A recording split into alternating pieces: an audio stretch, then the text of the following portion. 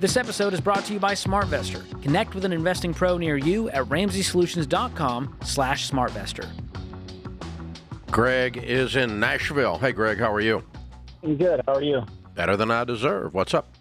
So I have some whole life policies that me and my wife got like when we were like 20. I'm 50. I'll be 55 this year. I'm sorry. And I know. I've been listening to you for the last year or so. But my question is on it, should we cash surrender those? There's each about 100,000 cash surrender. I don't think we have to pay on anymore. I think we've had them since we were so young that I think they pay for themselves each year now. Yeah. And I don't know if it's worth. I don't necessarily need. I could always use extra money, but I don't know if it's worth doing the cash surrender on those policies or just leave them. They're small. I think they're $150,000 policies or something like that when we got them originally. Okay, so you have a $150,000 policy with a $100,000 cash value.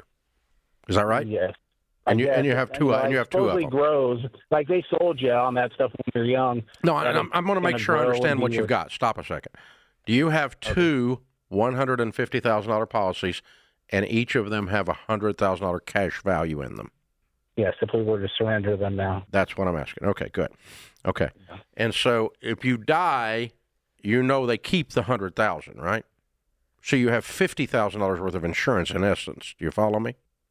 Yeah, that I kind of heard that the other day on one of your shows, and I didn't understand. I don't understand it either because it's the biggest screw job of the middle class in my life I've ever seen. But it happens all the time. So that's how a whole life policy works. I do have a $2 million term policy that we got a few years ago. Good. Okay, so you're covered if you die, right? You don't need them. Yeah. Okay. No. And my question is even about the term too is like, do I need to keep that up if my value or like my personal value or my wife's value is over that amount? Do I need that life insurance or is it just keeping even after that? What life insurance is for is to take care of her if something happens to you. If you have $5 million in mutual funds, you don't need life insurance. She's taken care of.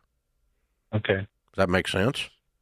Yes. How life insurance is for is to take care of you if something happens to her. And if you have a big pile of money and you're okay without her income, then she doesn't need, you're self-insured on all of it, okay? Sure. Then back to the whole life. The whole life is paying an average of about 2% in growth on that $100,000. Had that $100,000 been in mutual funds last year, it would have made 24%. On average, it would have made more like 12%. So you're losing somewhere around $10,000 to $20,000 a year in growth because that's so poorly invested. Oh, and by the way, when you die, they're going to pay $150,000 out. Okay. Not not plus 100,000. Do I have to pay if we do the cash surrender? Do we have to pay tax on that? Your tax basis in a whole life policy is what you have paid into it over all these years. I suspect you've paid $100,000 into this over all these years. I would assume. So your basis is probably higher. It almost always is. If it's not, it won't be by much. So if you have taxes, it'll be very, very, very small. But if you just say, here's what my premiums were over this number of years and number of months or whatever it is, the 25 or 30 years you've been getting ripped off, then easily you probably paid in $100K. You're going to get your money back out. And yes, I would cash it in. And what do you think your net worth is? I think it's close to 6, maybe. 6 million? If I were to sell everything. Yeah, if I were to sell everything. So do you think the current asset base would generate enough income for your wife to be okay if you died today? I think so. I hope so. I hope so too. I think so.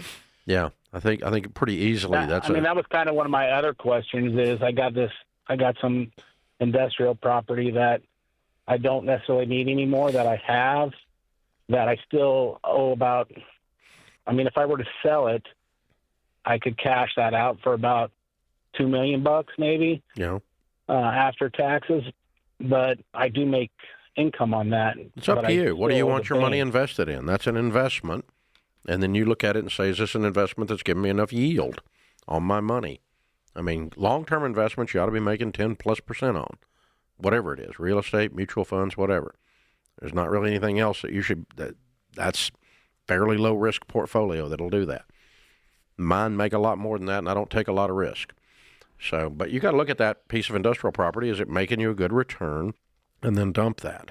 But, folks, the whole life cash value policy is the biggest ripoff in the financial planning world.